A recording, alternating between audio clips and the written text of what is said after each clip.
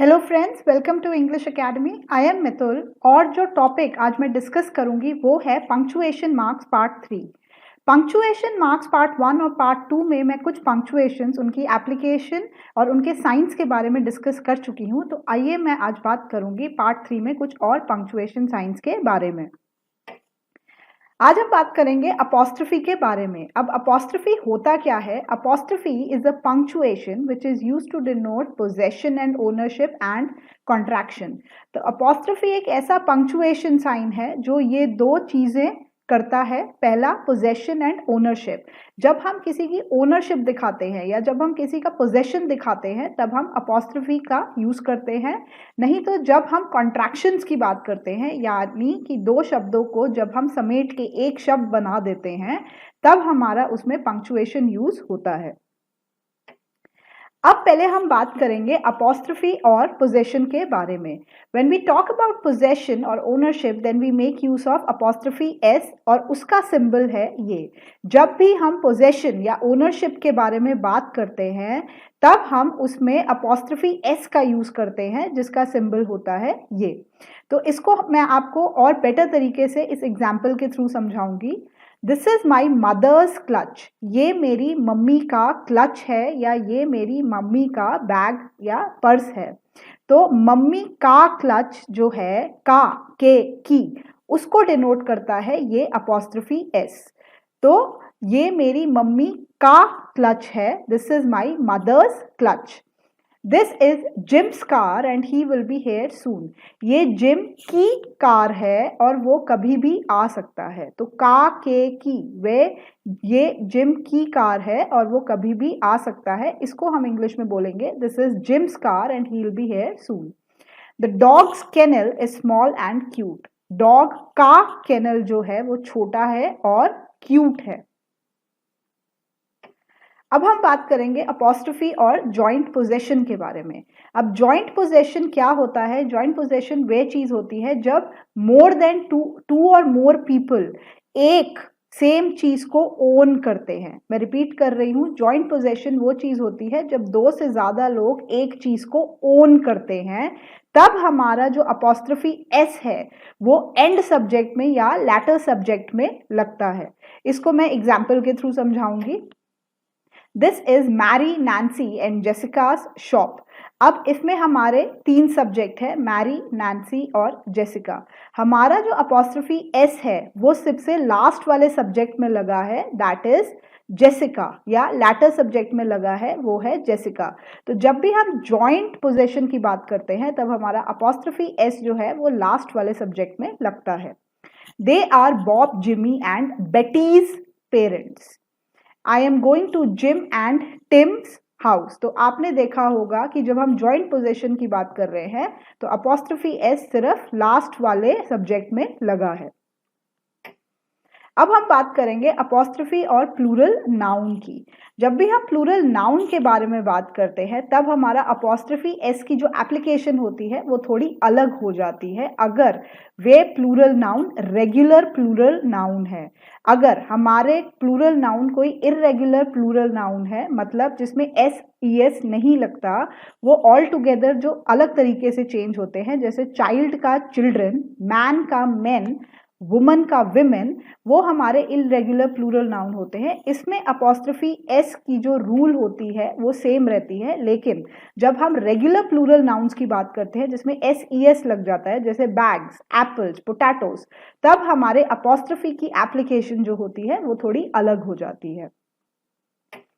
तो ये एक एग्जाम्पल है, this is my parents bedroom.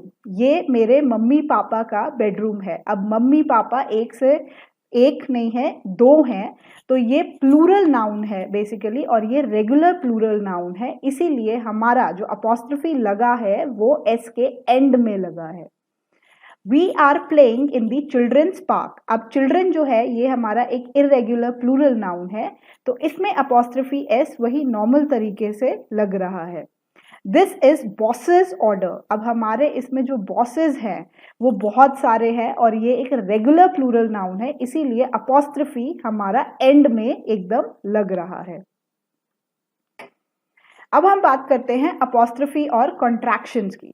अब हमारा जो अपॉस्ट्रफी मार्क होता है, नॉट अपॉस्ट्रफी एस, जब हम कॉन्ट्रैक्शन की बात करते हैं तब हम अपॉस्ट्रफी एस का यूज नहीं करते, हम सिर्फ अपॉस्ट्रफी का यूज करते हैं, दैट इज दिस। तो जब भी हम कॉन्ट्रैक्शंस के बारे में बात करते हैं, यानी कि दो शब्दों को जब छोटा कर देते हैं या समेट देते हैं, तब हमारा उसमें अपॉस्ट्रफी यूज होता है। फॉर एग्जाम्पल, इट इज को हम इट्स भी लिख सकते हैं बाय अप्लाइंग अपॉस्ट्रफी। सिमिलरली हम डू नॉट को डोंट लिख सकते हैं by applying apostrophe. I will को हम आई लिख सकते हैं by applying apostrophe. We are को हम वी आर लिख सकते हैं by applying apostrophe and I have को हम आई हैव लिख सकते हैं बाय अप्लाइंग अपॉस्ट्रफी। अब देखते हैं कुछ practice questions. Those boys' books were stolen from the classroom. उन लड़कों की किताबें क्लासरूम से चोरी हो गई।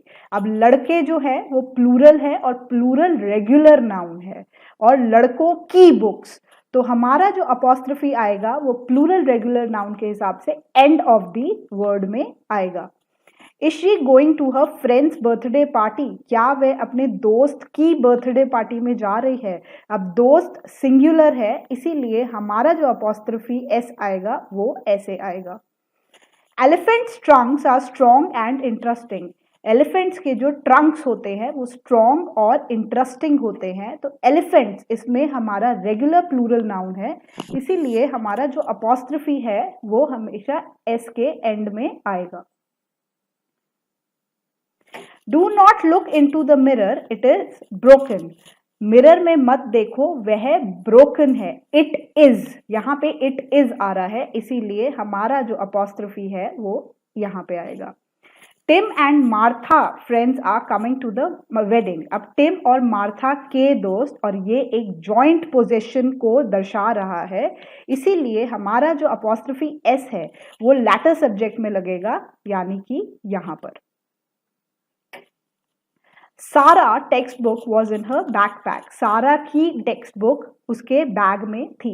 अब सारा की टेक्स्ट बुक और सारा एक सिंगुलर नाउन है, इसीलिए हमारा यहाँ पे अपॉस्ट्रफी एस आएगा। The team jerseys were brand new. अब इसमें जो टीम है वो एक सिंगल एंटिटी की तरह कंसिडर हो रही है, क्योंकि एक सिंगल ग्रुप है, तो टीम की जर्सी ब्रांड न्यू थी, तो इसीलिए यहाँ पे हमारा अपॉस्ट्रफी एस यहाँ पे आएगा। दैट इज रे phone which is on silent mode. ये रे का फोन है जो साइलेंट मोड पे है, तो यहाँ पे हमारा अपॉस्ट्रफी एस यहाँ पर आएगा, यानी कि रे का phone.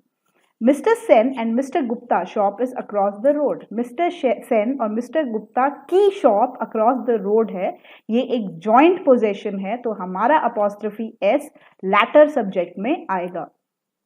Women day is celebrated to acknowledge female strength. औरतों का दिन सेलिब्रेट किया जाता है फीमेल स्ट्रेंथ को एक्नॉलेज करने के लिए, मानने के लिए, तो औरतों का दिन, तो हमारा यहाँ पे आएगा विमेन्स डे, यानी कि औरतों का दिन। तो thank you so much. I hope आपको ये वीडियो अच्छी लगी होगी। अगर आपकी कोई क्वेरीज है तो आप हमारे कमेंट सेक्शन में छोड़ सकते हैं और हम रेगुलर उसका रिप्लाई देते रहेंगे। Thank you so much.